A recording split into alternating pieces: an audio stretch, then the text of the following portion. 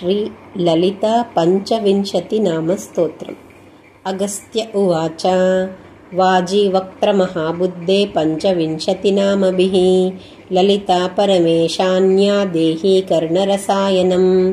हयग्रीव उवाच सिंहासने श्रीललिता महाराज्ञी पराङ्कुशा चापिनी त्रिपुरा चैव महात्रिपुरसुन्दरी सुन्दरी चक्रनाथा च साम्राज्ञी चक्रिणी तथा चक्रेश्वरी महादेवी कामेशी परमेश्वरी कामराजप्रिया कामकोटिका चक्रवर्तिनी महाविद्या शिवानङ्गवल्लभा सर्वपाटला कुलनाथां न्यायनाथा सर्वां न्यायनिवासिनी शृङ्गारनायिका चेति पंचविंशतिनामभिः स्तुवन्ति ये महाभागं ललितां परमेश्वरीं ते प्राप्नुवन्ति सौभाग्यमष्टौ सिद्धिर्महद्यशः।